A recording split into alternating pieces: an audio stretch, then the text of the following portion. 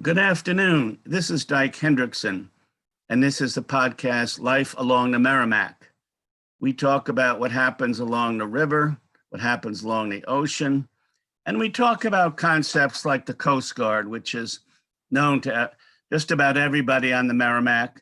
This is 96.3 Joppa Radio and Channel 9 on cable, and we're glad to be here. This is an interesting presentation.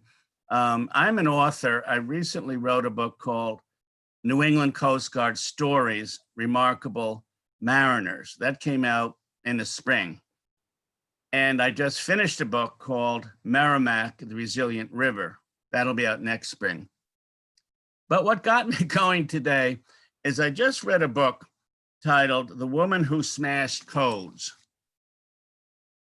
I don't know that you can see much of the cover, but I was so intrigued because the Coast Guard famously does not get much attention to its good works.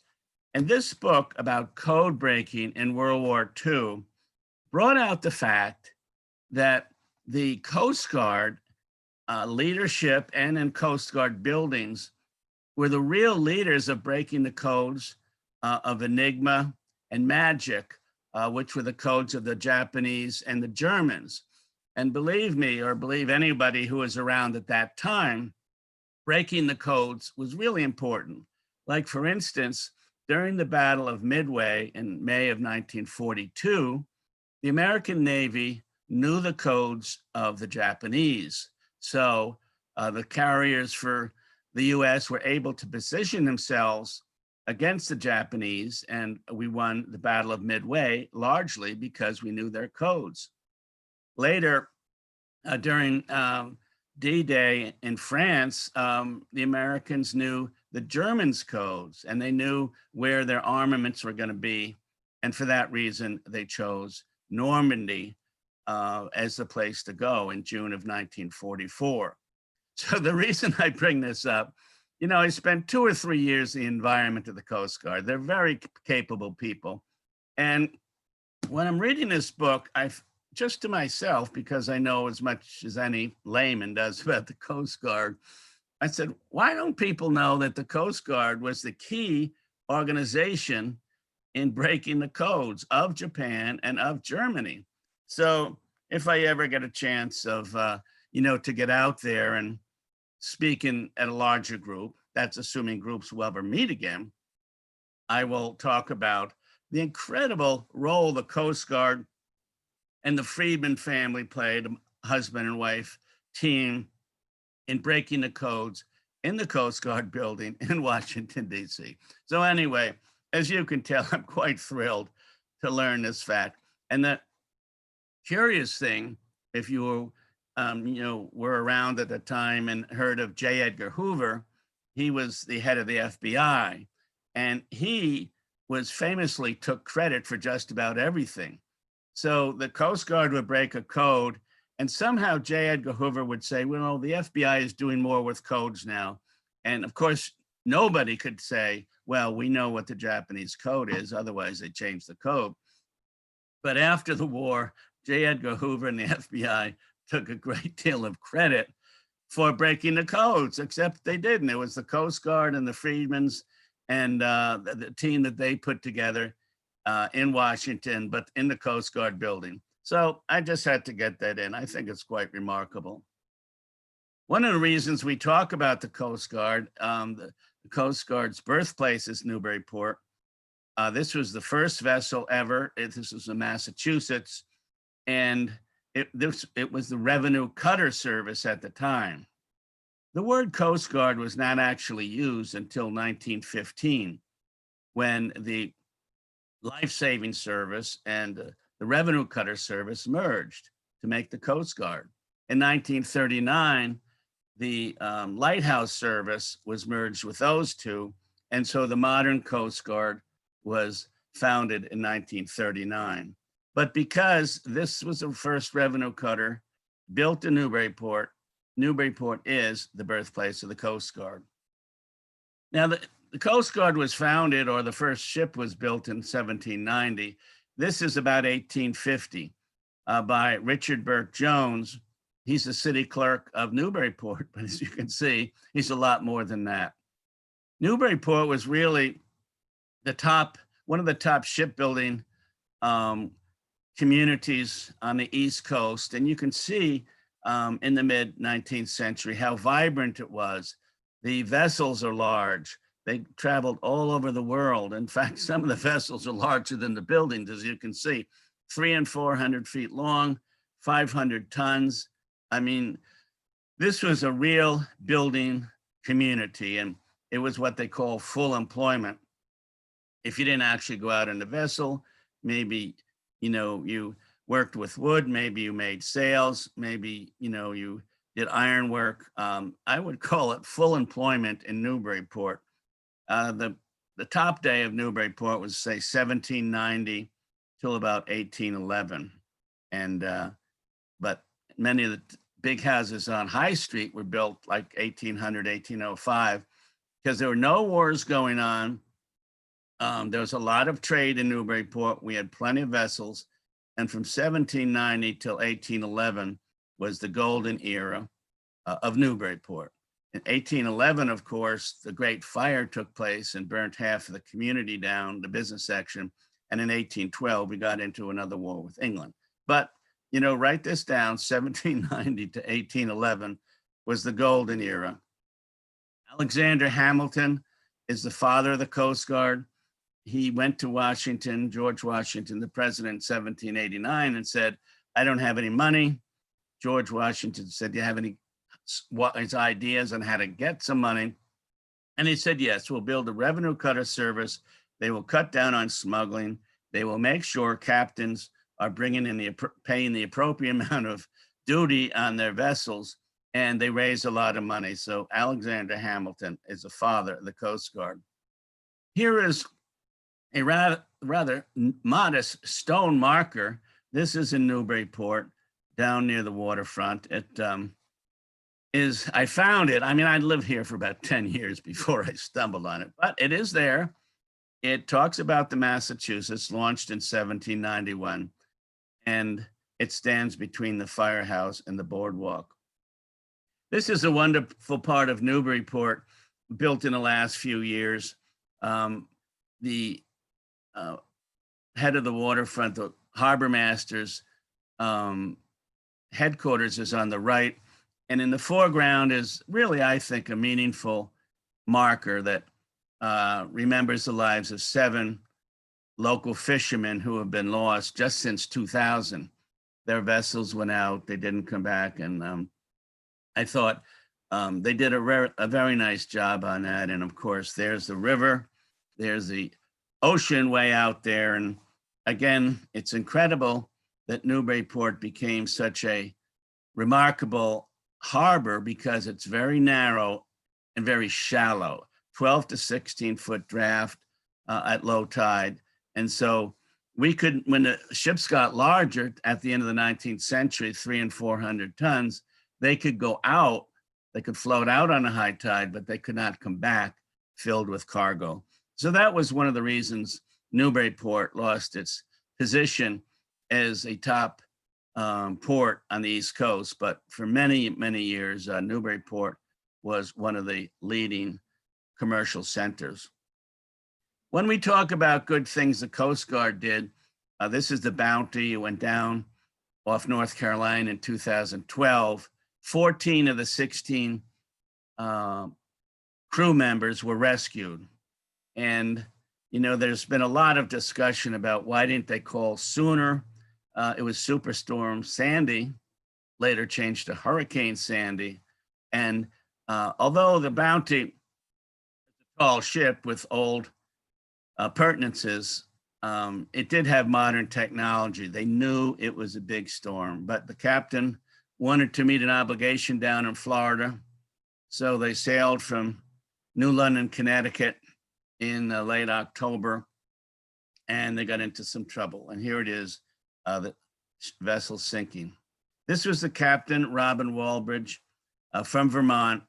I mentioned that I wrote a book about different Coast Guard elements. He was not saved. He was one of 2 people who was not saved. even though he had plenty of warning that this is an enormous ship. His feeling was, well, we can go east. We'll get out of the way of the storm. We won't have to go into Norfolk or Philadelphia or somewhere like that. We'd be bumped up along other vessels. We'll go east. But this proved to be a very bad idea. This is another individual that did not survive, Claudine Christian. She was from California. She was not a professional sailor. She was going kind of as a lark, kind of as something to do between, her next adventure.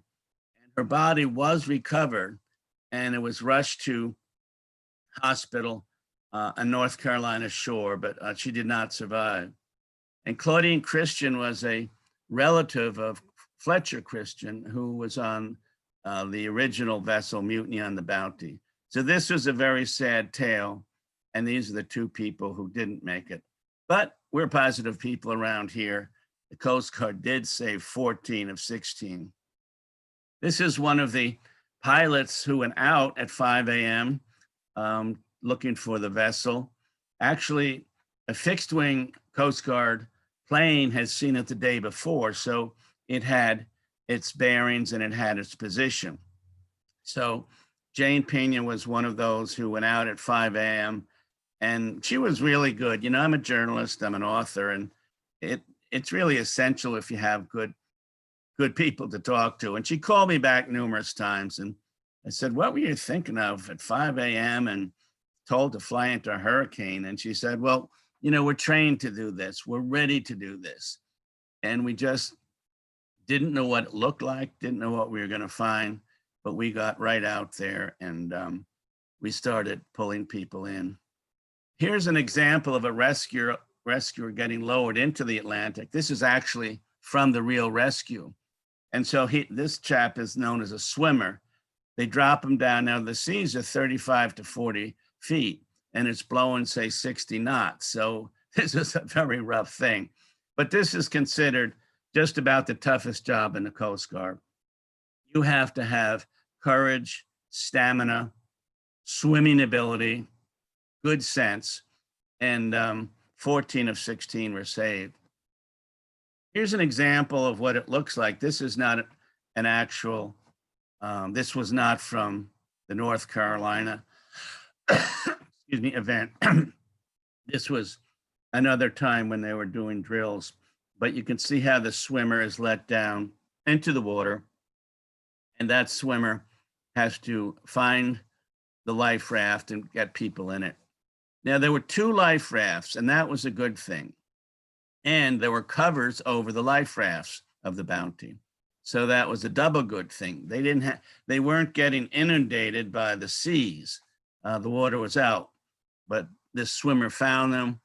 The first vessel, the first lifeboat, he was able to ascertain who was the most wounded, who was the sickest. And so they took out the weakest first. In the first lift, they got 7 people into the chopper and then went back to the North Carolina shore. Really a terrific event. And then later, a second chopper came out. When we talk about saving lives, this is early in the game.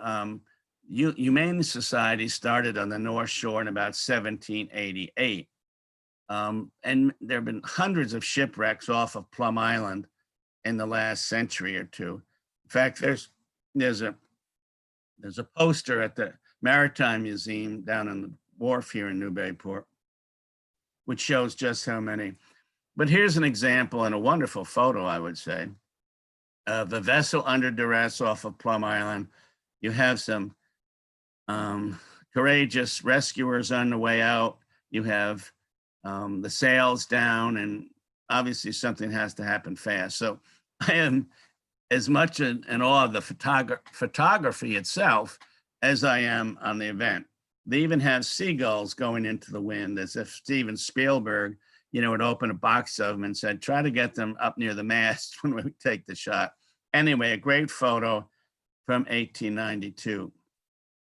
Here was another rescue, quite famous, actually. It got more famous in recent years because a movie was made about it, The Finest Hours. The Mercer went down in 1952. The Pendleton went down in the same storm off of Cape Cod. And so this was an example. 33 of 34 were saved. And again, the Coast Guard did a great job in helping out. This is probably more likely of what would happen nowadays. A Coast Guard vessel will go out and check a pleasure boat. You know, did you lose your rudder? Are you out of gas? Is there a sick party aboard?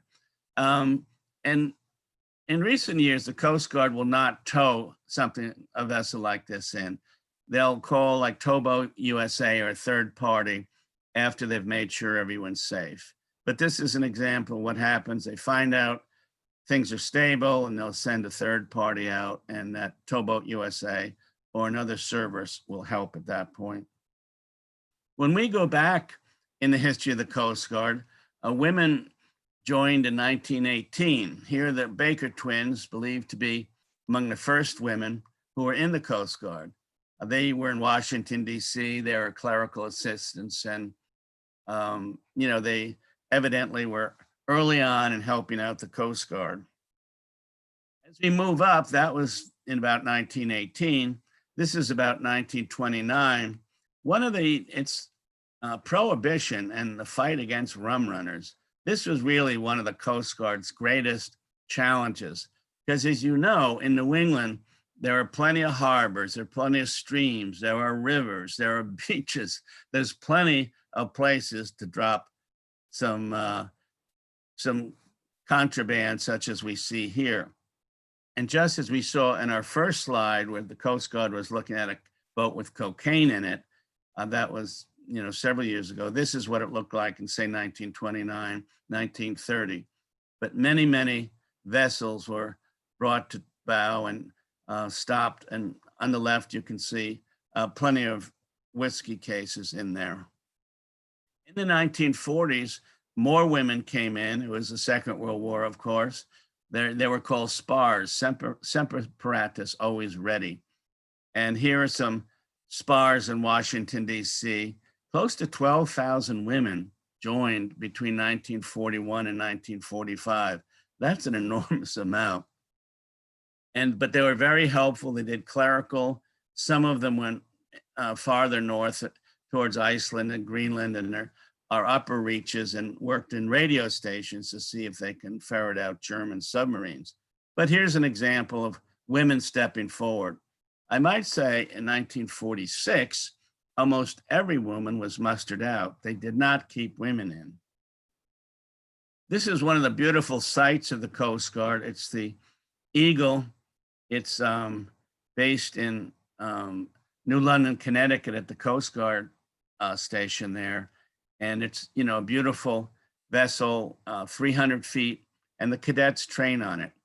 It was actually built by the Germans in the 30s, and the Americans got it as a war prize in about 1946, and the Coasties train on it. Here's another view of the Eagle. I mean, it certainly looks beautiful. It travels up and down the East Coast, and of course, helicopters, which came into the Coast Guard in about early 1940s, have been a major tactical tool since the early 40s, when they became part of the Coast Guard arsenal. One of the largest events, of course, in any military service was 9/11. This is a photo of what one of the burning towers looked like in New York City. And even though it's not greatly known, the Coast Guard saved or moved hundreds, if not thousands, of people off of the very bottom of Manhattan. The Battery Park is the very southern part, and Coast Guard boat after Coast Guard boat came up, took people off of the island, and either took them to Long Island or New Jersey or wherever. Because remember, first of all, no one knew exactly what was happening. So they wanted to get away. They were in the shadow of the World Trade Center, and who knows, another large building could have gone down. But the other thing was they just needed to get away. There were so many people going south that the Coast Guard did a terrific job of moving people off of Battery Island. And I'm not sure they ever got full credit for, because there was so much blame going around, actually. But this was a big day for the Coast Guard. In my book on the Coast Guard, New England Coast Guard Stories, I'm a journalist, so I like to interview people. Patrick Brown was in Newburyport. He was the head of the mission here. They have about 26 coasties in Newburyport. And he's a good guy, very capable. And he has since been promoted to Washington, D.C. We did have a funny minute some time ago. I was interviewed and I said, Patrick, I always heard that a 47-footer, which he's standing in front of, well, if it gets hit by a wave, I heard it rolls over, it'll come back up and the engine's still running. And he said, I happen to know about that. I had someone out on the West Coast, I had a cadet. He hit a wave broadside. We went over, but everybody was strapped in. No one was injured. And the vessel came up and it was still chugging. He did say it was probably the most embarrassing and mortifying ride back to shore that I've ever been part of, because this young cadet was so mortified that he had turned over a 47-footer. Here's Paul Rooney of Newburyport. He's in the Coast Guard Reserve. He also is a part owner of Bob Lobster down on the way to Plum Island. John Christensen actually is the captain of this vessel, a 270-foot Seneca. They go either into the Caribbean or they go through the Panama Canal and they bring thousands of pounds of drugs back. He actually was in the Navy for 3 years. And as he told me, he said, I wanted to be more active. Unless there's a war going on, there's not too much to do in the Navy. In the Coast Guard, you go out, you help people almost every day. And if you're not helping people, you go out and you drill or you show training elements to new coasties. So he's successful in the Coast Guard after a few years in the Navy. Megan Cahoon was up in Rockland when I met her. She was enlisted, 33 coasties in Rockland.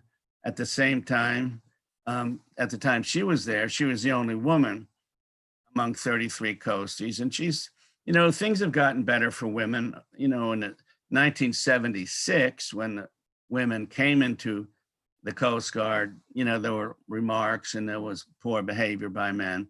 Nowadays, it's pretty good. And in this case, in Rockland, they do not live in the same dorm. She had her own rooms. And she said, I like to teach.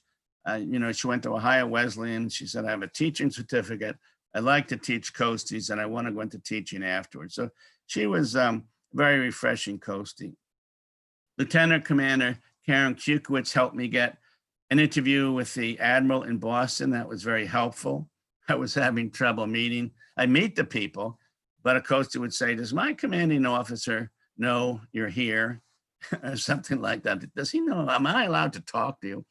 So anyway, when Karen got me the interview with the Admiral Poulins, I could then say, as a matter of fact, I interviewed your Admiral last week. He thinks it's a great idea. And so after I could have the Admiral as someone I could reference, things got better. Commander Valerie Boyd is in New Haven. She has had a terrific career, went to the Coast Guard Academy, has been in about 20 years. She was a major part of Katrina down in New Orleans when the Coast Guard did a terrific job. As it says here, they rescued close to 24,000 and they aided in 9,000 medical evacuations. It's incredible. Again, the Coast Guard didn't get so much good press on this, in part because FEMA, the Federal Emergency Management Agency, got so much bad press. Anyway, so I'm finishing my interview with Commander Boyd, and I said, is there anything that I didn't ask or anything you mentioned? And she said, well, in the last 10 years, my husband and I have had 3 little girls. They're doing beautifully, they're healthy, and I'm going to pick them up at 5:30 today. So imagine having a great career and having 3 children at the same time. Andrea Marcille is the head of the Coast Guard Academy Alumni Association. She had a terrific career, retired as a captain, and she retired because she wanted to start a family. She could have taken over if in a few years the captain, the #1 role at the Eagle that we just saw, but she said she and her husband, also a coastie, wanted to start a family. So I think she's very happy she did. My new best friend, Admiral Poulins on the right. This is several years ago when they have a transfer of power. It was going from Admiral Poulin on the right to Rear Admiral Songensen on the left. Here's a fellow in the Newburyport area called me up and said, geez, can you come to my retirement at the Maritime Museum? And of course, I was flattered, surprised he even knew my name. And I said, why are you calling me? I'll do it, of course. I'd love to. And he said, because I was the captain of this vessel when this was taken. And it's on the cover of your book, your former book, which is Nautical Newburyport. So the commander said, I want you to sign this because that was a big day in my life and, a big day now that I'm retiring. Here's the Escanaba, which is, it goes down as well as the Seneca. It picks up a lot of drugs. It has a crew of about 100 and has been very helpful in stopping drugs. Here are a couple buoy tenders, which are very valuable. The Abbey Burgess is incredibly important. Also a tug that helps, but these vessels help to get oil upriver in communities in Maine that freeze over, and that's very valuable. And here, I think we saw a little of this before. This is a training session for dropping swimmers into the water and for, just making sure they know how to do all these elements. But this is a drill. It's not the real thing.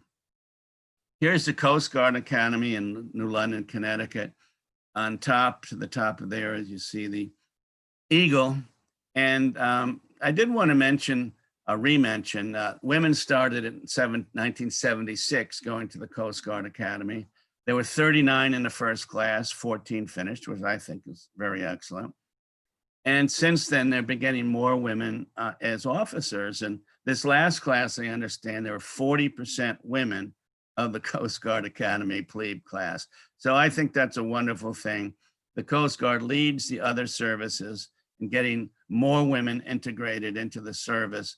And I've spoke to many women who, they really like it as a career choice. Some of them get out after 20 years and, they can get an extra degree and they're still young enough for another profession, and yet they'll have a pension. So it works out well for a lot of people. Here's our headquarters in Newburyport, Station Merrimack River. I understand it's one of the most desirable in the country. People like to be posted here. For one thing, there's a lot of action. It's called a surf unit, and it goes out and makes a lot of rescues in bad weather, high weather. So there's certainly a lot of challenge. And, if you read the local daily news, which I used to be on, every summer, the coasties are helping someone off the jetties or helping a sinking boat off of Plum Island. So it's a very helpful organization, and it has aided many, many people. So that's it for us for today. I just wanted to talk about the Coast Guard a little bit. And I started out by saying, the Coast Guard was really extremely valuable in breaking the codes. And again, the book is The Woman Who Smashed Codes. And she and her husband, the Freedom team, broke both Japanese and German codes. And so to me, for my lectures in the future, I'm going to make sure the Coast Guard gets quite a bit of credit. It was Enigma, it was Magic. Those are the two machines they made to break the codes, and really was very important. So thank you for being with us. This is Joppa Radio 96.3, Channel 9. Locally, we'll be back next week, and we're going to start talking about some lawmakers. Perhaps Mayor Donna Holliday will be here and talk about, as we go into fall, how we can keep the river clean. So thank you very much. This was Dyke Hendrickson. This was Life Along the Merrimack. We'll be back next Tuesday. And again, it was good to have you with us.